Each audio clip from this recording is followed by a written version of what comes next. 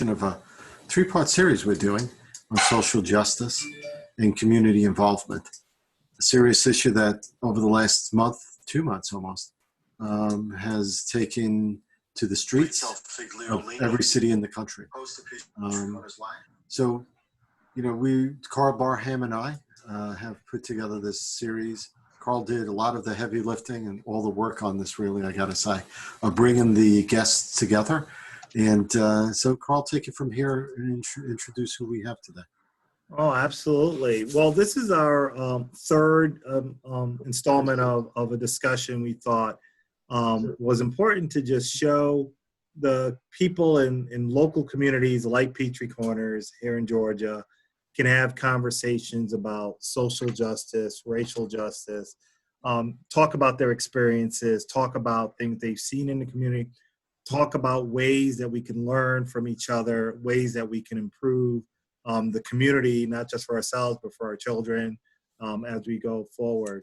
Back in May, on the 26th of May, everyone has probably seen the video of George Floyd being killed by a police officer during an arrest.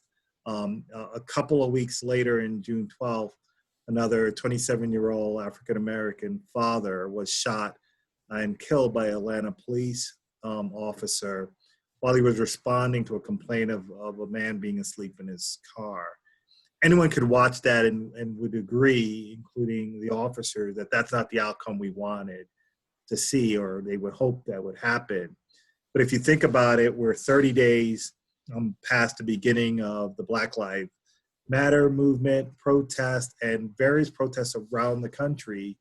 And the conversation is opened up. It's hitting corporate America and businesses. It's happening in churches. It's happening in schools. It's happening in households. So today on Peachtree Corners Life, we invited some local residents and leaders in the community to start this discussion here. And if you've seen any of the first two episodes, you can go to Peachtree Corners Life to see some of those conversations. And today, I am honored and it's a privilege to have two more local residents, leaders, and members of the community, just to continue that conversation, so people could see that we could talk about this. We could maybe offer some suggestions and opinions on how we feel about how it impacts systemic racism and some of these things that help allow things like what's happening in the police, in law enforcement to happen, Black people, how it's impacting in different areas. So I'm going to ask our guest, Mo Reilley, who is a resident and entrepreneur and a mother of several wonderful children, to introduce herself first, and then I'll introduce Michael. Hey everybody, I'm Mo Reilley. You pretty much did my introduction for me. I'm from the Midwest originally, but we have been in Peachtree Corners for a little over 7 years. I guess we came shortly after it actually became a city, which is kind of cool. I have 3 boys. I have twin 10-year-olds and a 4-year-old. I guess for the sake of this discussion, we could also mention that they are biracial. My fiance is Black. He works in Tech Park, Atlanta Tech Park, even though this is Peachtree Corners. And yeah, I'm excited to join the conversation with you guys. Excellent. Next, Michael Murphy-McCarthy is also a resident.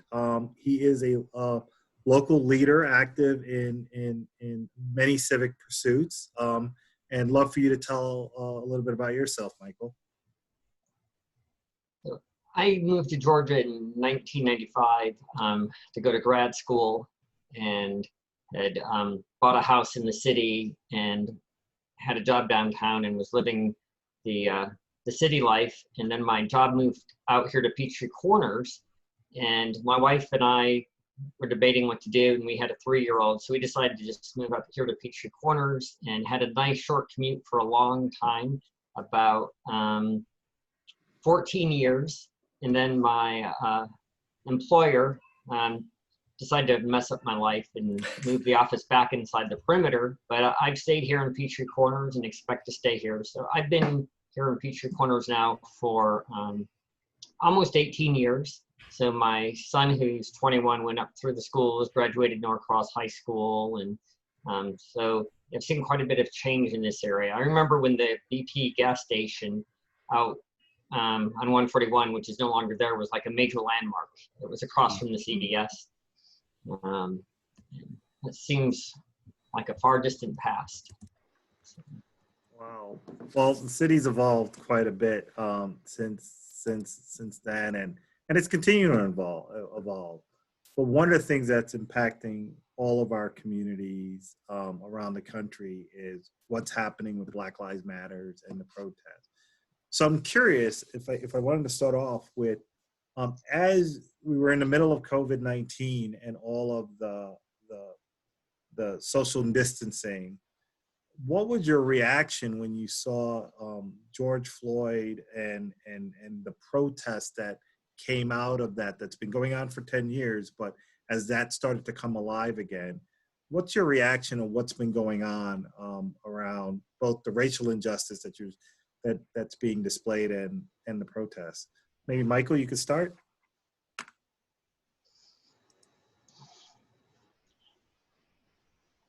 Well, since you brought up COVID, I've been social isolating since March. Haven't actually worked out of my office since then, and so life, has been a bit of adjustment since then. When George Floyd was killed, my reaction was not again, because there's been Ahmaud Arbery. There's just obviously a long list of Black men who have been killed by the police in the streets. And I usually don't watch a lot of online video, but I watched the video of George Floyd, and I gotta say, actually watching a video of it impacted me pretty strongly. And I've, in response, decided to break isolation for protest. It's funny, I haven't been to a grocery store or restaurant anywhere, but I'm out on the streets regularly protesting now, because I'm just angered and fed up by how people are being treated, and that we have sanctioned killing of Black men in the streets of America, and I find it completely unacceptable. No, I'm wondering, you've got young Black men you're raising, and I can imagine the impact that you might have felt. Yeah, to Michael's point, we hadn't really been doing anything either. We'd been in the house. And of course, immediate rage took over myself and, basically all of my friends and anybody who saw the video that I'm connected with. It immediately took me back to, 6 years ago, to Michael Brown in Ferguson. And when that happened, I just remember being like, we have to go there. I was just trying to figure out any way to get involved. Can we go there? How do we help? How do we get involved? So with this,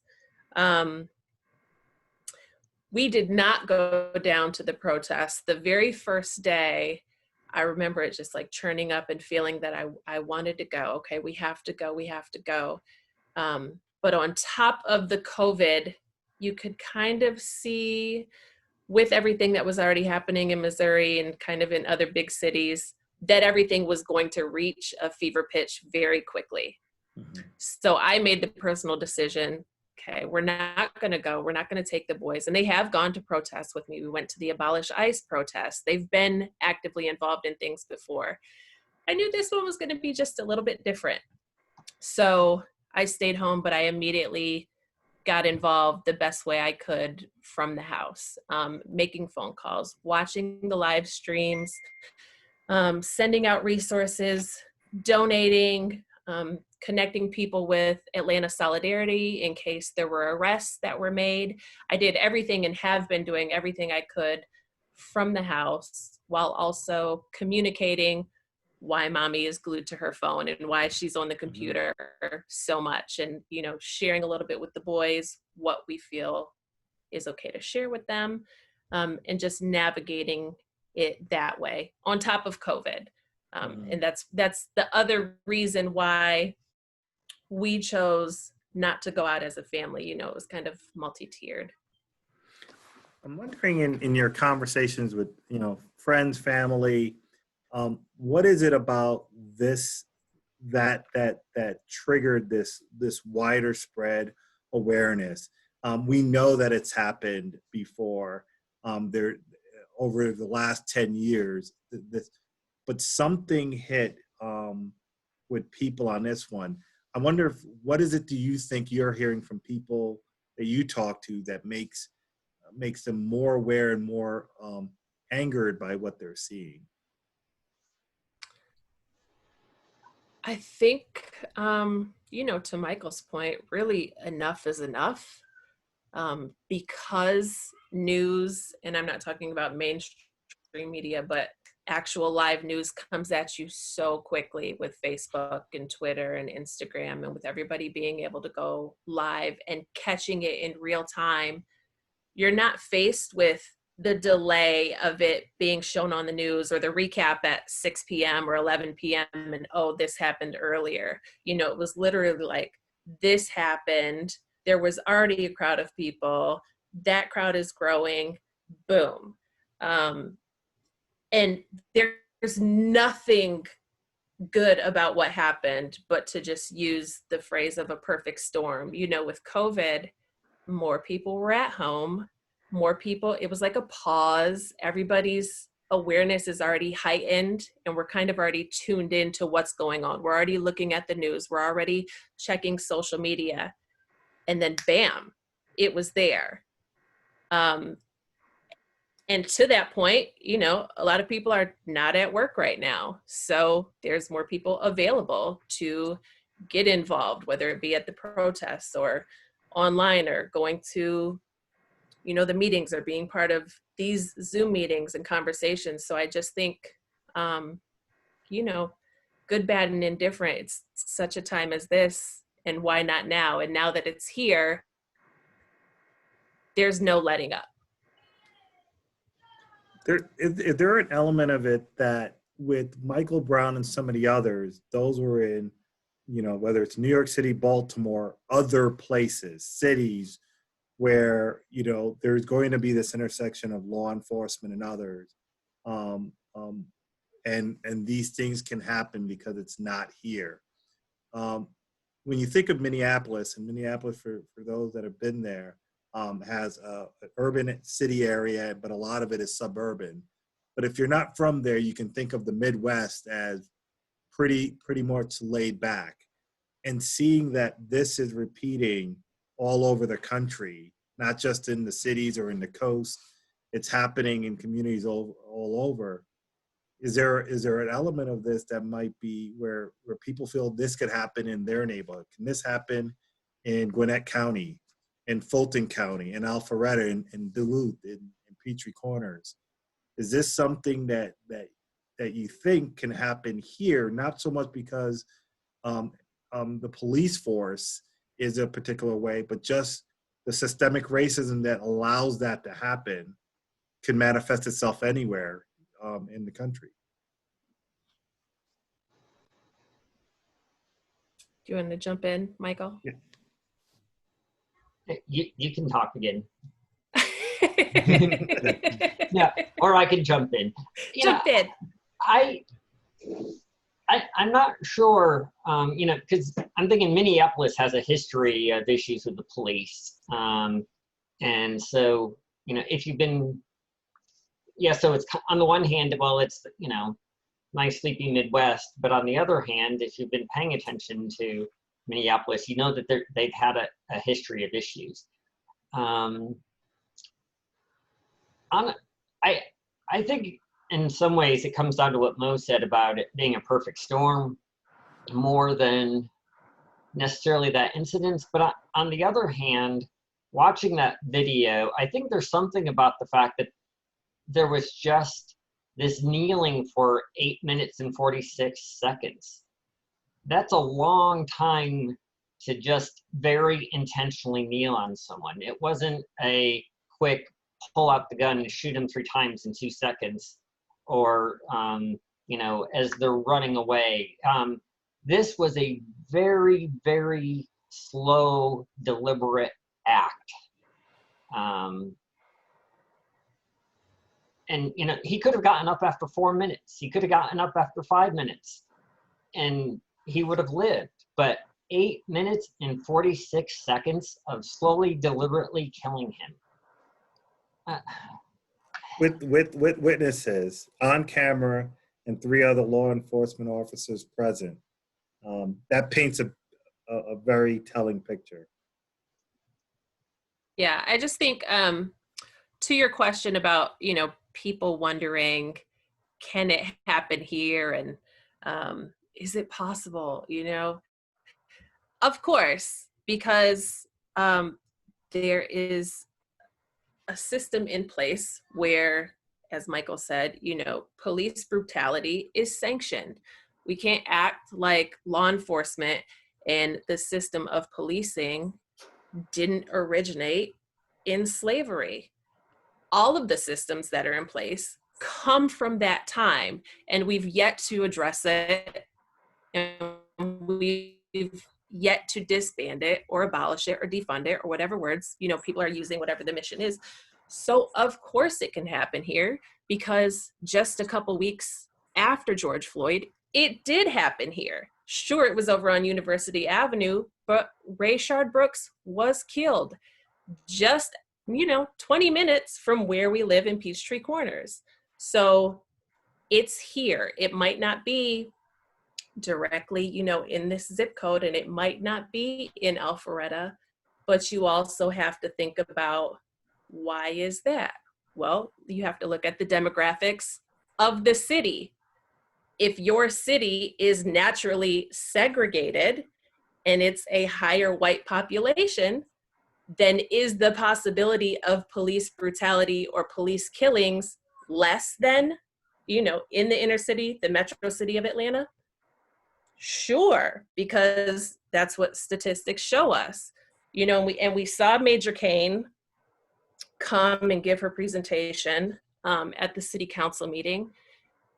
And I honestly was just left with more questions. Like some what? of the, so I have a list. And, and I know you've reached out to some of them to have them on the show.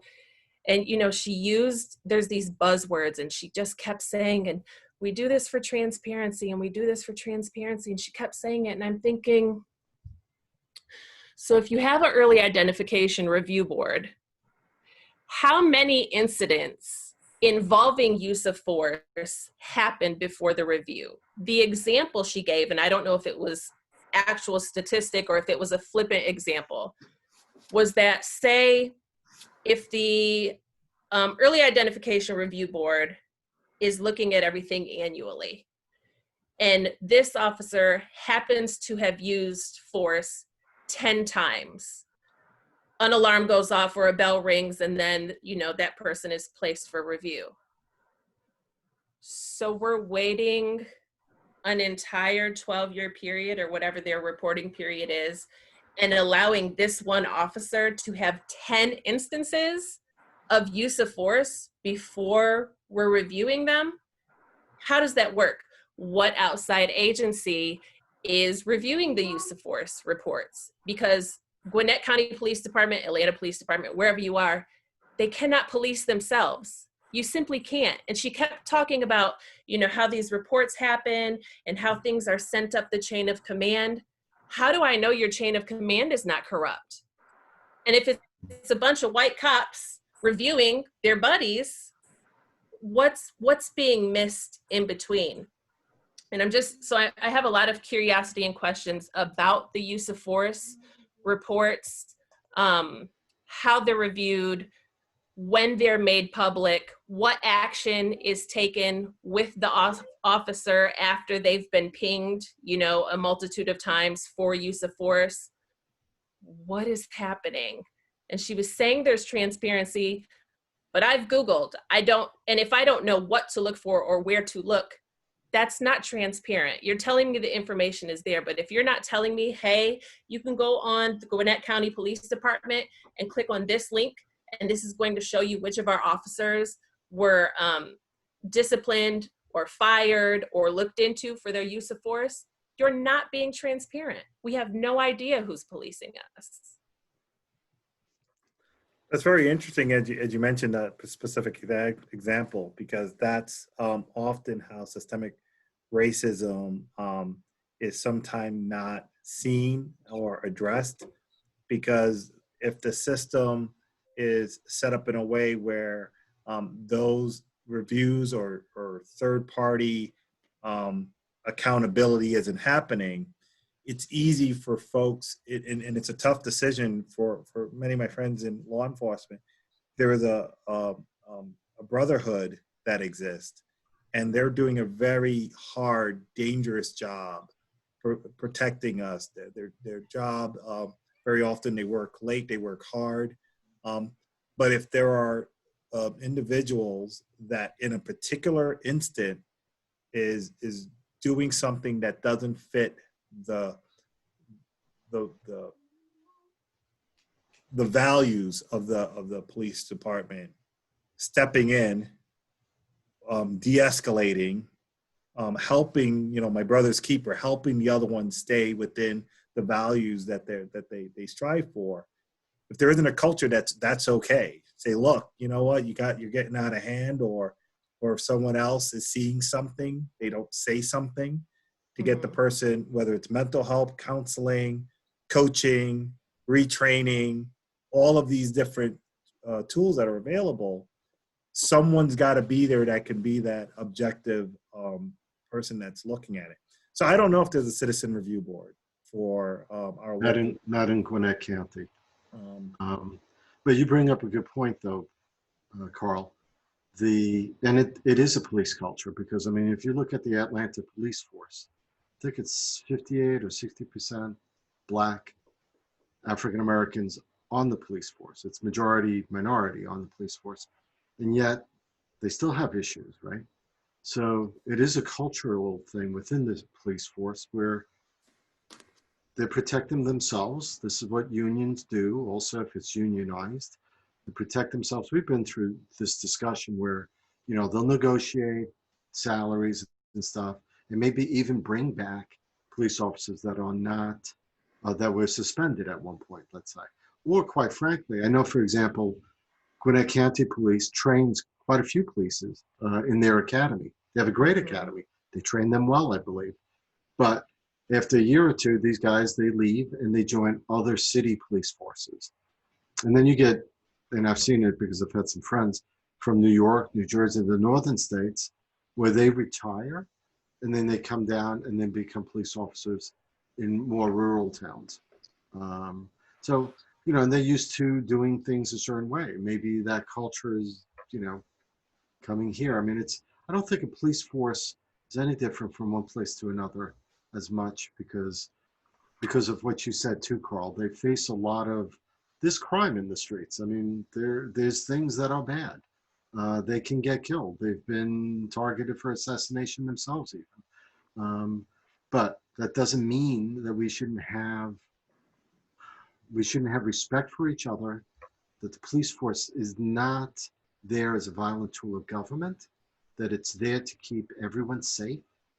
And, and we just have to, I think we have to see how we get past where we are, so that we can, I don't think personally dismantling. I don't know how Mo and Michael feel about dismantling. I think changing, and maybe, actually dismantling is the word, not defunding, right?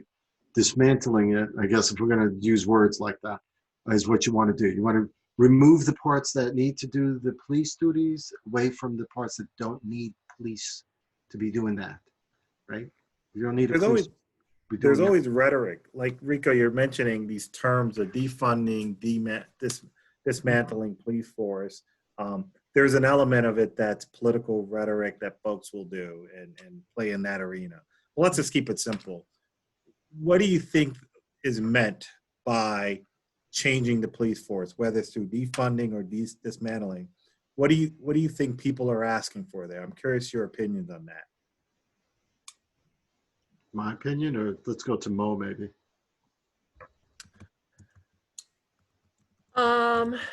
Well, it means what it says. I think, especially now with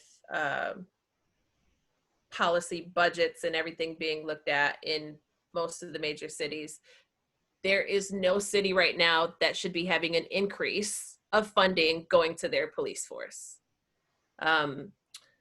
Looking at the numbers last year, right?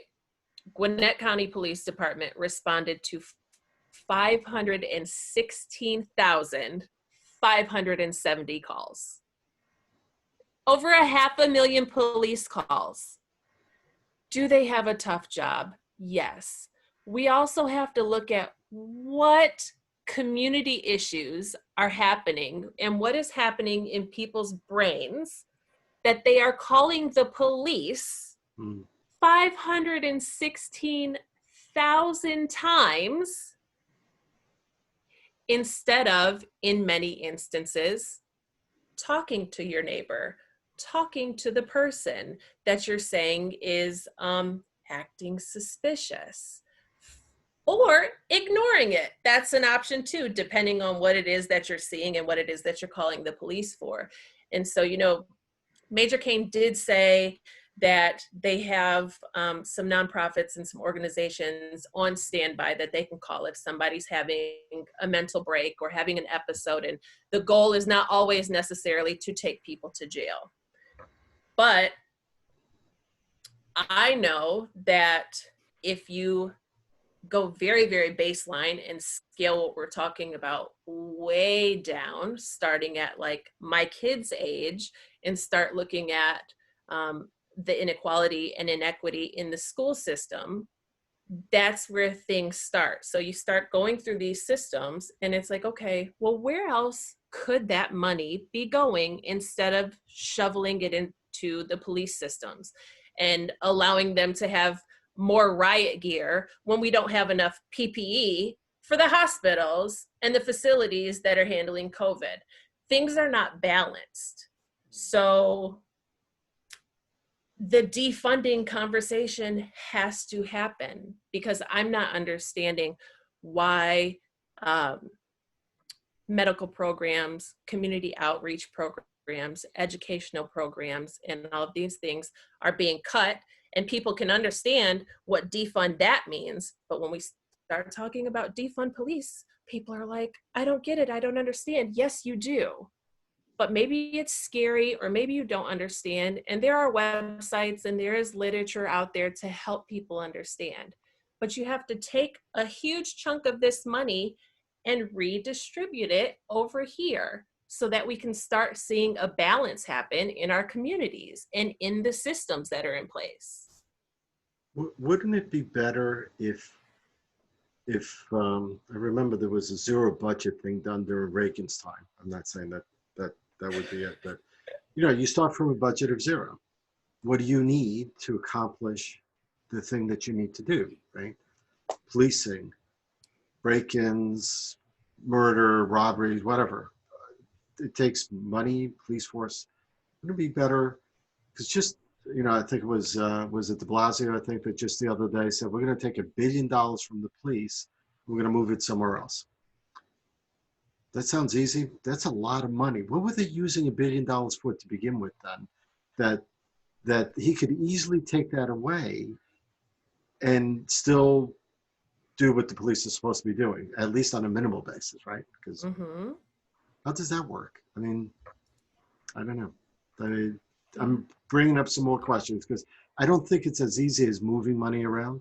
Because if it was that easy, it's definitely a cultural thing. It can't just be that. But I do agree with you, Mo. And I've always felt that education from pre-kindergarten, from taking care of our kids, because they all start innocent. No one is born a racist. They all start innocent. And if we could just bring them up the right way with the right mentors, then I think we'd have a better world. But I mean, I agree with you there for sure. And it's hard work. It's not going to be easy. It's really hard work doing that. Yeah. one of the things that I think about when I hear defund police is it's terrible marketing. People just have a viscerally bad reaction to defund the police. Yes, we defund education, we defund healthcare all the time, but we don't even talk about it in that language because people wouldn't, that language to do those things would not be acceptable either. And I do think that we have a priority issue here with what we do with our money, and that reevaluating how much we're spending on policing and healthcare and all these things are a big piece of it, because we've created a society where we spend more money on militarizing the police and on sticks and on punishment and on the prison pipeline and on weapons than we do on creating a caring community where we actually take care of each other. And if we put our money into education and healthcare and building better community, we wouldn't be locking people up in the same way that we are. I think that's a really good insight you're sharing, because I could see someone listening to the conversation and hearing defund police, and immediately I used to remember a description: the wall comes up and says, "You're saying make me less safe." And I don't think that's what you're saying. And so No. There's a nuance to listening to this movement, to this statement around defund police. But let's say there was $1 billion out there that could be moved to other places. If you replace defund police with address racial injustice, let's take $1 billion and put the smart people in government, universities, elected officials, and give them $1 billion and say, look, let's start with one system at a time, criminal justice. Let's look at the data. Let's look at who gets pulled over, what specific actions, different behaviors can drive different outcomes when you pull somebody over. If someone is sleeping in their car in a Wendy's drive-through and you get the call, and whatever the circumstances are, there's an awareness that the outcome of that should be someone get an Uber. So let's take some of that $1 billion and let's give everybody an Uber credit card where you could send people home that needs to be sent home when there's no immediate threat to life and so on. Yeah. If you look in the education system, there's many statistics out there that show people of color get higher disciplines, they get less access. So that's happening, and I don't know that any single individual is intentionally doing that. But let's take some of that $1 billion and let's figure out why that's happening and put systems and things in place to help decrease that. If you go to the healthcare system, COVID-19 exposed who gets impacted. We can't get the right people. If you're frontline workers that's giving us groceries, can't have family leave if they get sick. They can't afford to get sick even though they're providing the service. Let's take some of the $1 billion and do that. But I think there's a part of this where you look at the systemic nature of what's going on and people's response. And if you could, I think you said it right, Michael, market that, make that sound interesting, make that sound a more just society, sound like something people would want to do. I think people could understand with a constrained budget that maybe some of those funds could be better used in these other areas, especially if it brings about a more just society where people can be more evenly or equitably responded to, or their needs being met. Mm-hmm. Food for thought. You know, in a utopian society, we'd all be equal, right? We'd all have the same income. We'd all have the same pleasures, same life. We'd be enjoying life. We wouldn't be worried about all these other things, right? Politicians keep coming back to us and they tell us, well, if we do universal basic income where everyone has at least a minimum income, we should be all fine, right?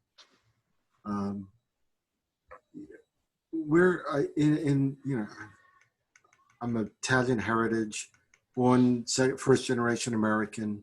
I saw my father work for 18-hour shifts and stuff to build a business, to, do what you hear, right? Immigrants do all the time, right? But we're all tribal too, in a way, right? I mean, we all like to be among ourselves sometimes. Now that's changing. I know from my generation, for example, I wanted to be Americanized. I learned the language, I became American, right? My kids, second generation American, don't even know how to speak Italian. I know how to speak it a little bit. My cousins will slap me around a little bit because bad grammar maybe, but but they assimilate, right? My kids, Mo, you're married to an African American, right? Mm-hmm. My kid's going out with an Asian American. I went out with Hispanic girls when I was in Brooklyn. I mean, we grew up different, right? We have different, but not everyone's like that. So it's a cultural thing that's going to take generations to change. And maybe this is the beginning, because that 8+ minute is just, I mean, it's wrong. I mean, anyone that looks at that got to be sad about it. Here's an interesting thought around that line, and I look at growing up watching and being taught about racism from my family, my dad, and so on. He would always talk about the individual racism. Someone comes up to you and treats you badly, and be aware of that. You could be dangerous, or these things. Some people's hearts are that way. Don't know that we could change that rapidly. I only know there's only a few things that can change people's hearts, and they may be better served finding it through their pastors and other means to do that. But this systemic one is the one that my dad would tell me about, and that's the one that I think today people have an opportunity to impact that. So I would say I'm not terribly concerned of the individual racism that people have in their hearts. That exists. It's a problem. We want that to change.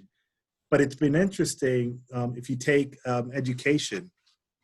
If you apply to an Ivy League school like Harvard, everyone is not on a level playing field in getting into a school like Harvard. There's going to be challenges, and people talk about affirmative action and all these different things. But I know for a fact that most schools have legacy programs. Yeah. That means if your parents went to the school, it gives you a leg up to get into school. That sounds like a form of affirmative action.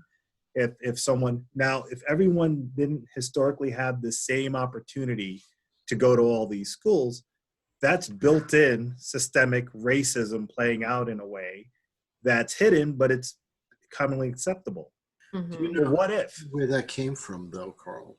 That came from the 30s and 20s, when there were too many Jewish people entering those colleges, and they decided to create a legacy program to stemmy that. So right. So what if you break the chain, right? So there's a lot of things. I mean, monuments are coming down, things are changing, but I'm not particularly focused on any particular one thing. I just know that if people want to impact change, they can search for these evidence and examples of systemic racism in their workplace, in their church, in the schools, in any part of society, and take the beautiful talents that people have, leadership, business leaders out there, individual leaders, get involved and pull together that coalition that could change it. If you see it's unjust, folks can influence and change policies if that's what they want to do to help everybody. If you want to help people of color, changing hearts is great, but I could tell you there's a very specific action that could be done to change systems, break the chains that these systems have that could be holding people back. I think just to your point about education, because things sometimes seem very grand or distant when we talk about colleges and things like that. So just to bring it back to Peachtree Corners, right?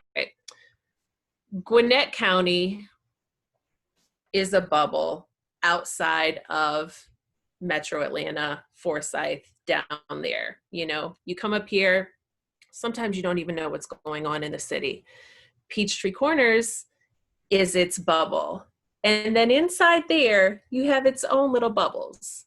Because when you look at Simpson Elementary and Peachtree Elementary, you can very clearly see between them, Berkeley Lake, and some of the other schools that we are still very much segregated in our community. Our community is segregated. There's no way to get around that. And I don't know if that we're still falling victim to redlining that happened 60, 70, 80 years ago or sooner than that. Or if it's just been, yes, it started with redlining and segregationist policies, and then people just got comfortable. Simpson Elementary is over 70% white.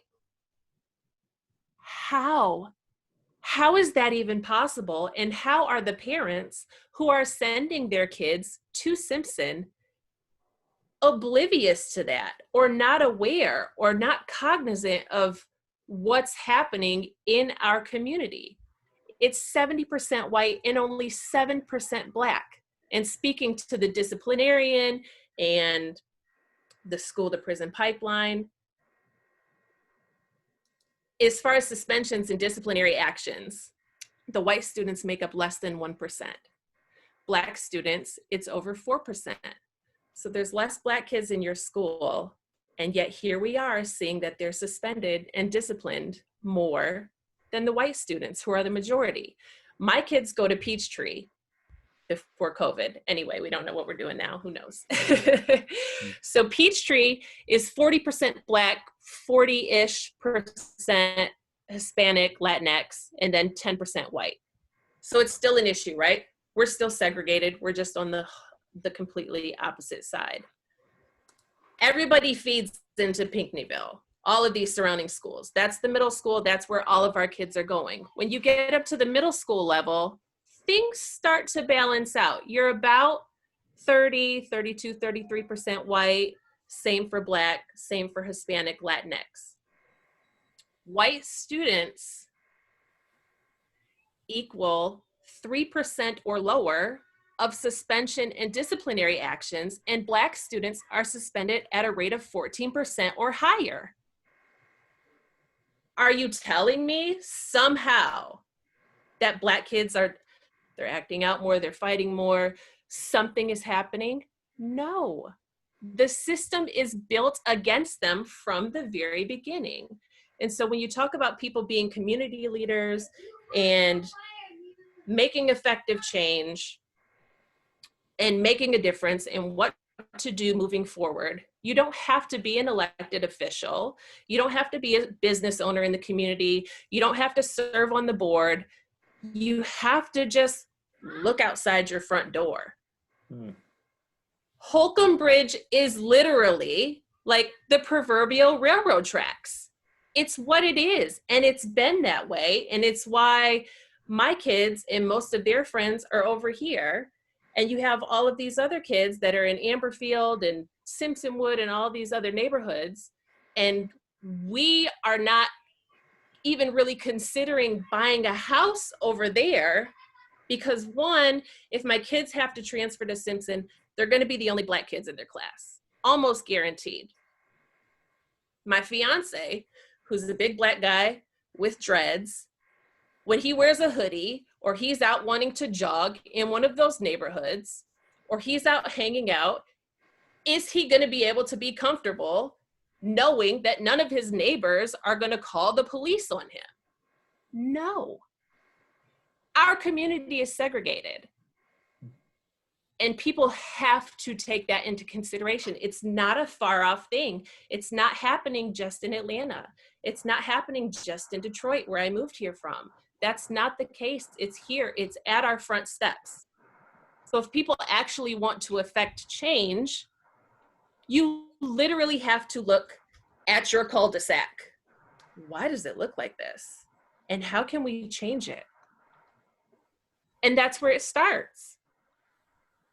Can I jump in a second? Because I agree to some extent for what you're saying, that racism is, like Karl said, individual, right? And Simpson is majority white. And because of the way, just to play the other side of that, right? Is majority white because the area is majority white that feeds into. The homes are a certain price level because that's the nature of these homes. You're not going to make them any cheaper. This is the way the neighborhood is. If you can afford to live here, I haven't seen since 95, I've seen plenty of people come and go. I don't see, and I'm familiar with redlining. I worked for Chuck Schumer for a year doing constituent work, and I worked with the Democratic Party in Brooklyn. So I'm familiar with that. I don't see that here, at least not now. Was it here 20 years ago? I have no idea. But I don't see that now. What I see is it's an economic, it's almost a class thing versus racial thing on that aspect of it, right? More expensive homes, you have to have the income to come here to buy. I mean, my son can't move here. He's going to have to buy a condo somewhere where it's cheaper because he can't afford it.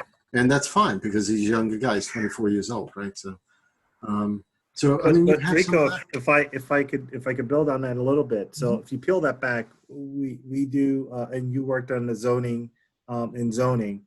When we make multi-year strategic plans, and there's a dynamic here that there are expensive homes here and others, the millennials and many of the folks that are looking at downsizing, retiring needs a place to live.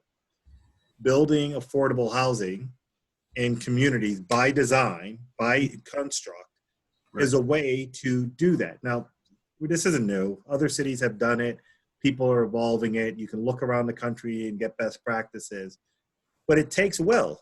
It takes that this is important to us so that in different communities that have that dynamic historically, we can't change the past. The next housing, they're building townhouses across the street next to the town center.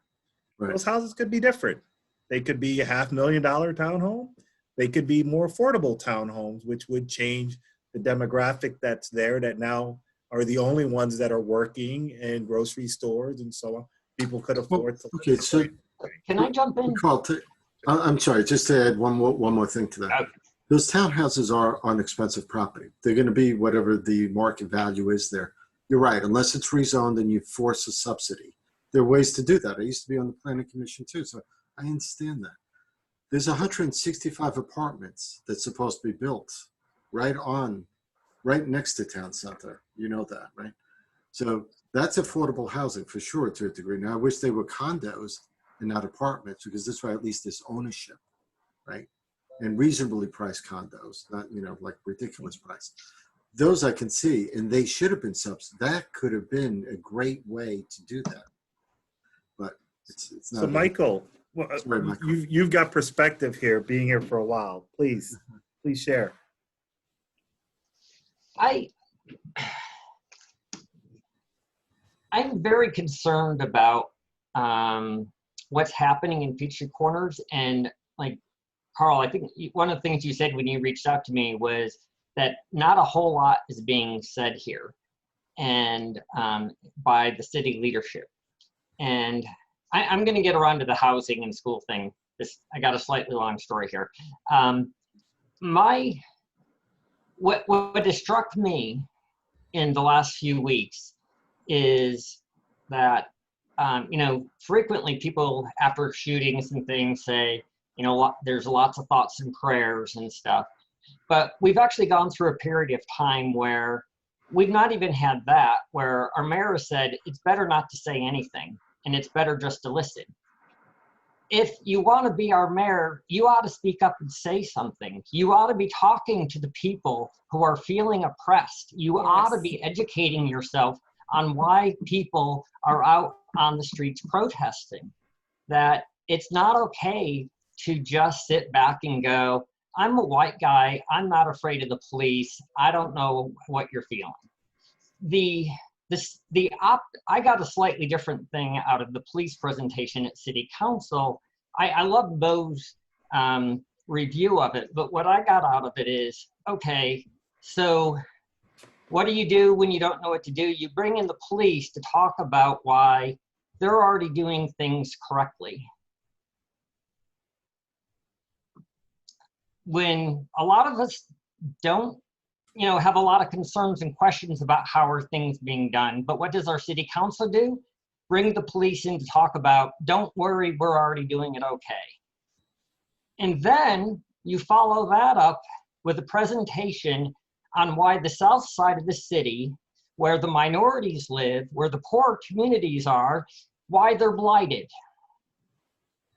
And why we have to zone them so we can tax them because they're blighted. We're not going to tax the whole city. We're not going to tax the white parts of the city. We're not going to tax the wealthy parts of the city. We're going to tax the blighted parts of the community through redevelopment zones. I don't think that was good wait, Rico, let me talk. I don't think that was good optics for the meeting, that their first public meeting after all this hits is to have the police come in and say, we're doing it okay. And then to follow it up immediately with a presentation on the blighted south side, give me a break. That ain't right. To get around to Simpson and what's going on the north side, I happen to live within that zone. As I mentioned, my job moved out here. I moved out here. I bought a house here so I could have a really short commute.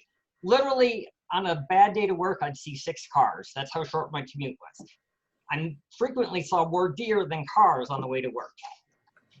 And what struck me and disturbed me after I moved here was the fact that my neighbors were proud that nobody in apartments went to the same school that my son went to.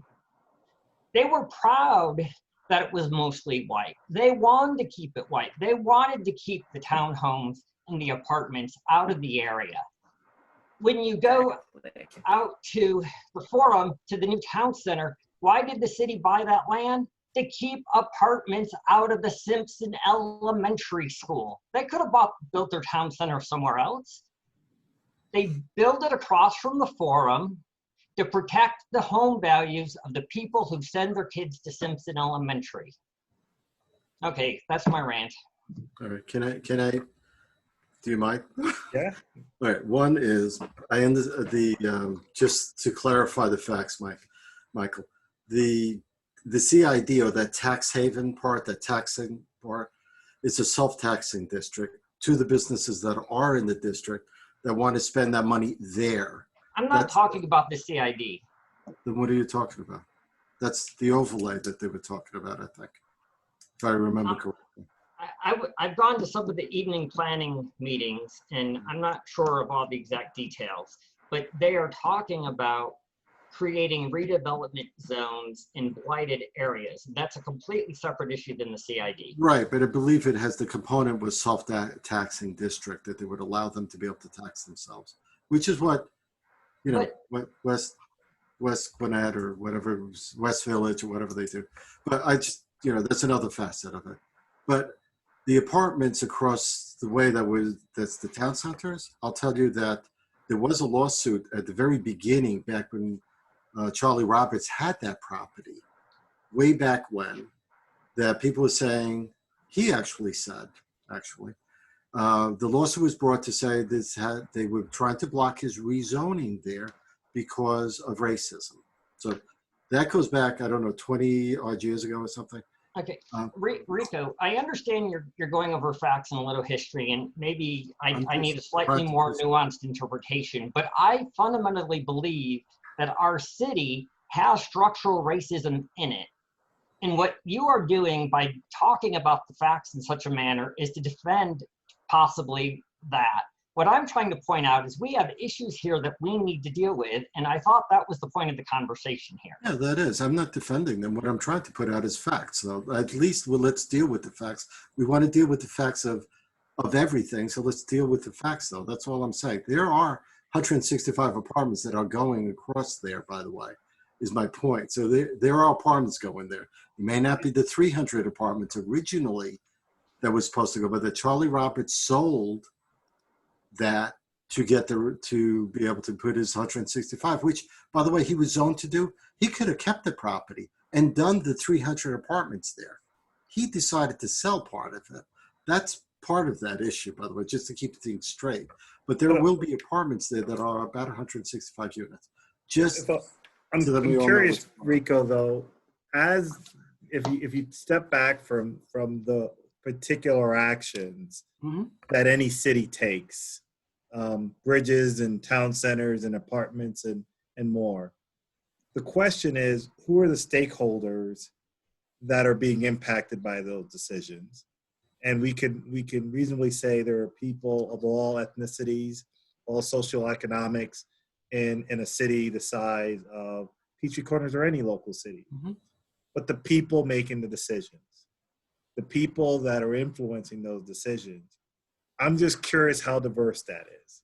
I'm considering when a decision is made like that, or the voices being heard and being represented, that could influence. Because if you bring in a different perspective, the same decision may be decided on. That's not the question. The question is, if only a few folks can make the decision, and admittedly, whether the mayor or other people may have a particular point of view that may differ from others, there's a blind spot. So when you start talking about systemic community leadership, I'm curious, what is the role of community leaders, residents, in making sure that these big decisions that may impact the community that has systemic racism built into it, are they getting information? I think they're really smart people that run the city and other places.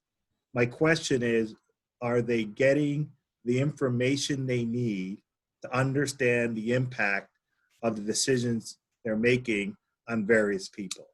And if the answer is yes, if they've gotten counsel and guidance from all parts of Peachtree Corners, whatever side of Holcomb Bridge, whatever school, the parents, if they're getting that, and you can't just say we asked for it and we didn't get it.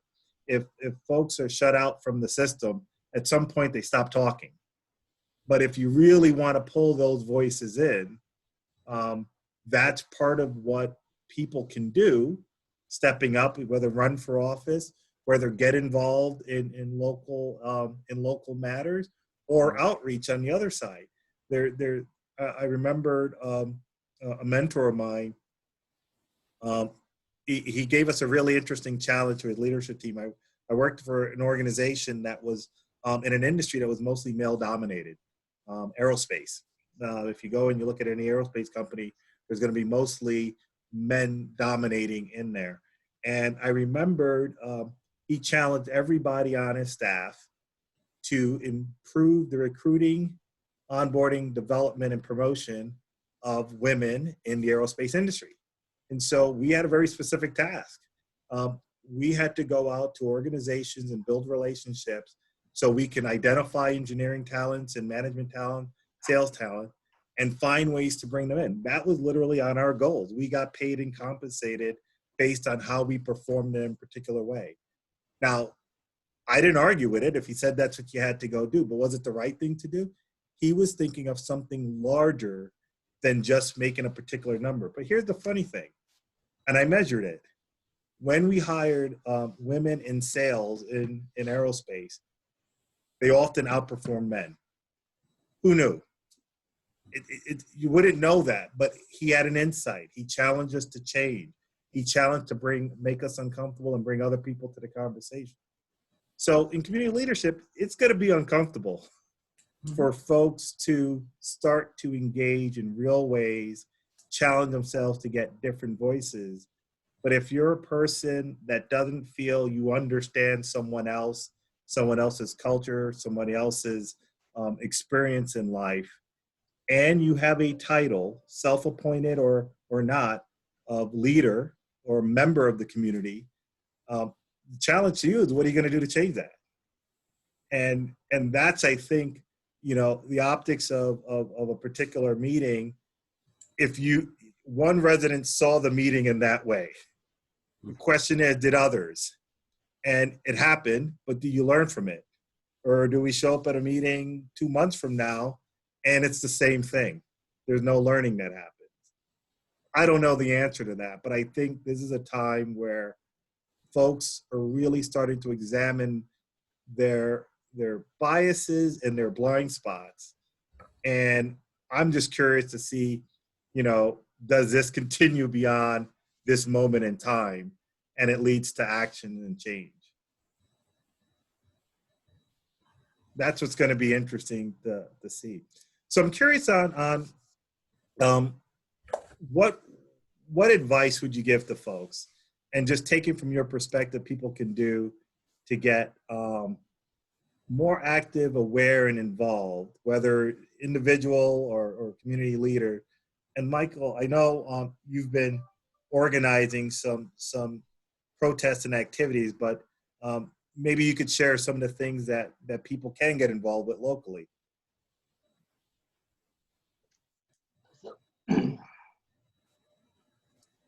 So we started, I mentioned I started going to protest, and I've actually avoided the big ones in the city.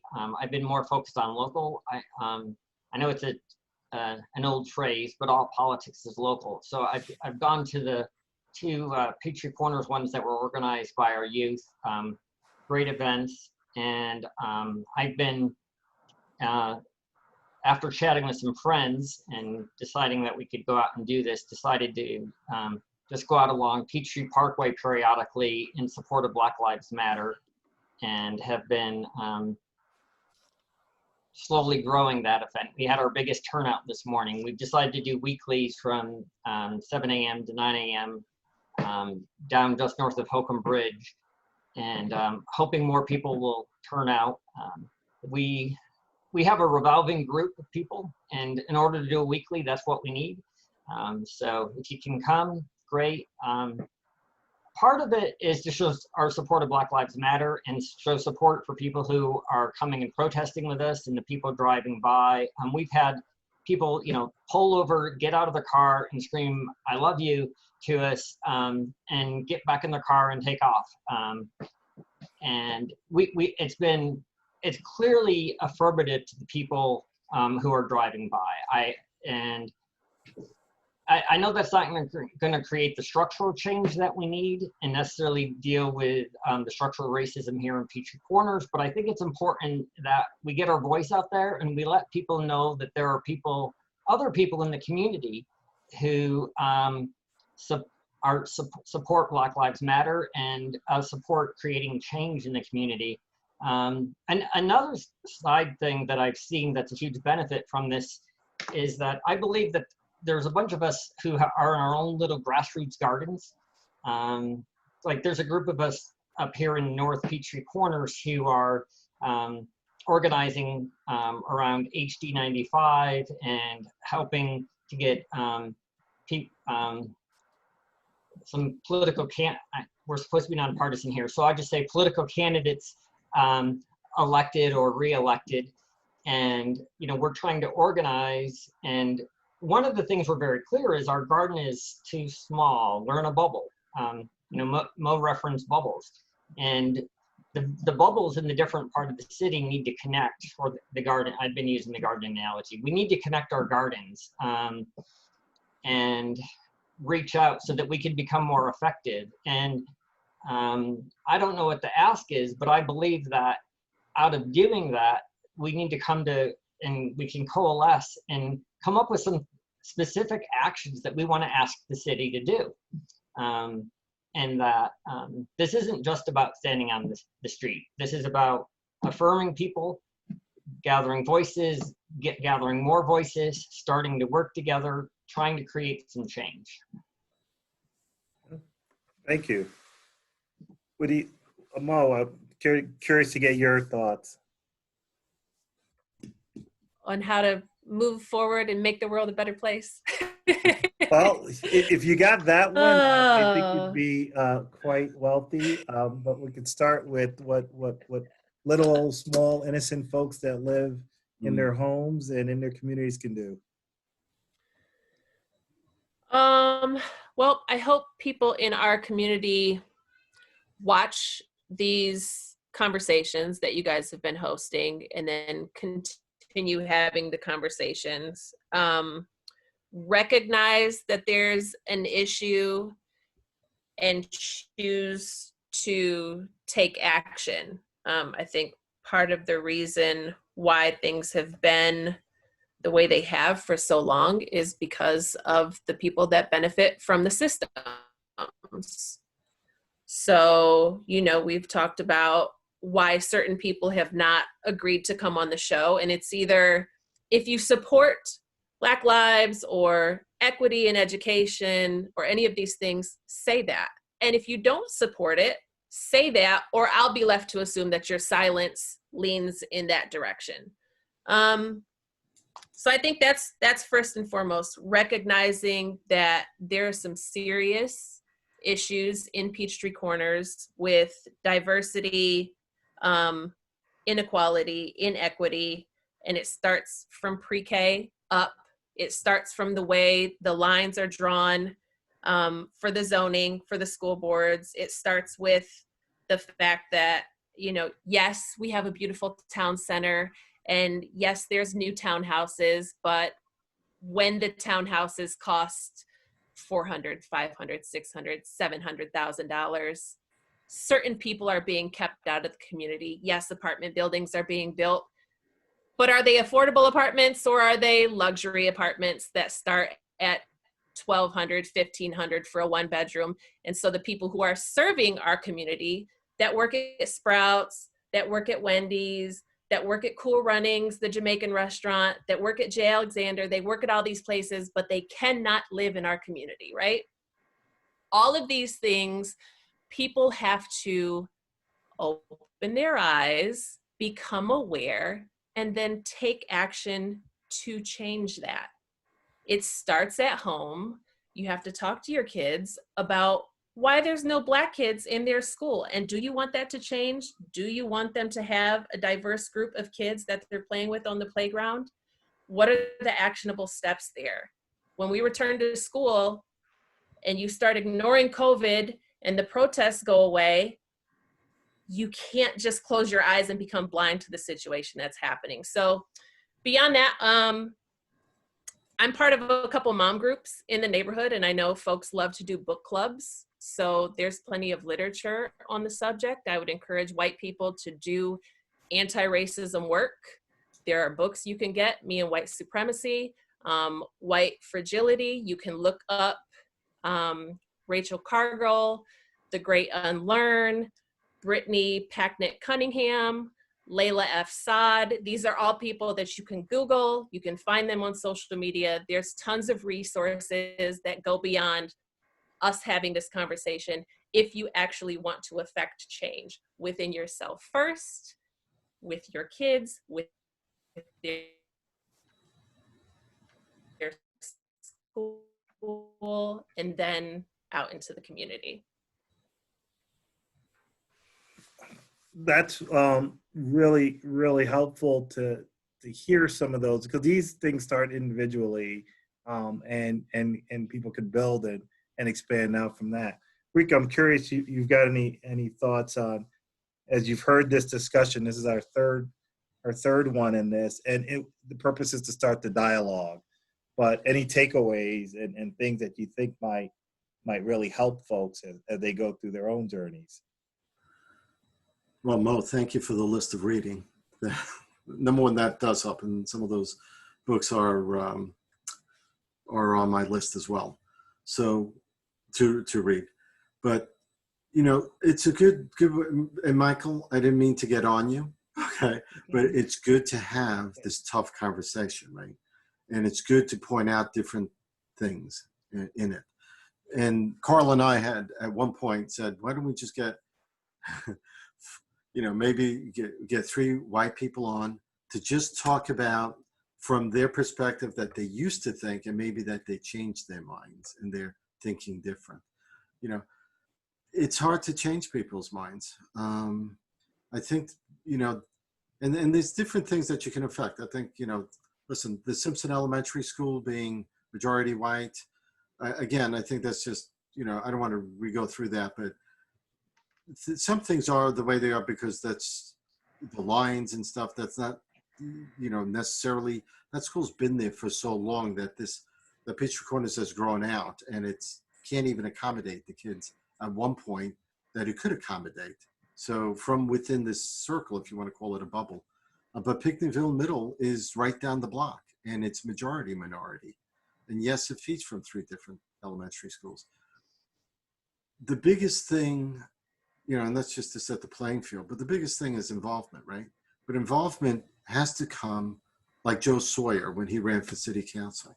Involvement has to come to go to the planning commission to, if you're going to talk about, rezoning and how do you affect lower income rezoning. I've talked about that when when I was on the planning commission. How do we do that? Of course, Gwinnett County at the time would tell me, we can't do those things. It would be illegal. We'd get lawsuits. We'd have to protect it.